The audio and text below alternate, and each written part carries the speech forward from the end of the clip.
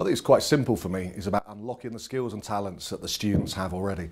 Many of the skills and talents that the students might have, we might ask them to use group work or thinking skills or appraisal, but maybe they've got much more to offer. And you see that all the time with students, fantastic achievements outside of school, and what they're doing at the BMX park and in swimming galas and playing in the woods. But how do we bring that into school? Sometimes we're just too restricted, too shackled in our approaches to them when it comes to setting up learning. And I guess the same would be of staff in school, that actually staff have amazing skills and talents. And I sort of sometimes ask the question when I'm training and working with staff, how many of you play a musical instrument?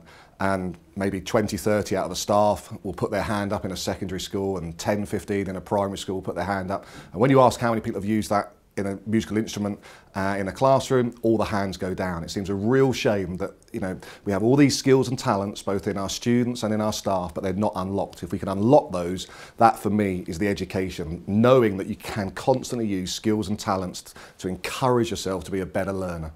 So I want to share with you some ideas that don't involve any card sorts, triple mounting or laminating, to get kids going and thinking in the first 30 seconds. So when they come in, you might have this on the board, you're held up at break or talking with a kid or what have you, put one line up and away they go, they're thinking. So within the first 30 seconds, they're coming in and they're working. Oh, incredible, Inspector, I agree, outstanding behaviour for learning. Yes, thinking from the off, and I haven't said a thing. I know, indeed, I'd put a 1 down as well. For me, my hook is about being lazy. And that doesn't mean being unprofessional. It's sort of lazy in the same way that Tommy Cooper was an amazing conjurer but gave the impression of being bad. Les Dawson, an amazing pianist, but gave the impression of being terrible. And to do that, you have to be highly skilled. So when I say lazy, I'm talking about the highest level of professionalism. But lazy in the way that the responsibility goes on to the students, responsibility goes to your staff, and it links into this concept that I was talking about, unlocking skills and talents. And I guess maybe teachers could get their head around the idea you can teach less and yet your students can still learn more. We say some bizarre things. The most bizarre thing I hear at the moment that really winds me up is you set up a lovely lesson, they're all come in, they're aligned, and the teacher goes, okay, off you go, get on with your work, and if you're stuck, put your hand up and I'll come and help. Why would you say that? You've got a lovely lesson going on, then you pull the rug from underneath it by saying, I'll come and help you if you put your hand up. Happy days, this is a bit boring, isn't it? Put your hand up, yeah, pretend we're stuck. All right, here we go. So we're stuck. Yeah, okay, I'll be with you in a minute. I'm now feeling really inadequate because I can't get round to the forest of hands that are up.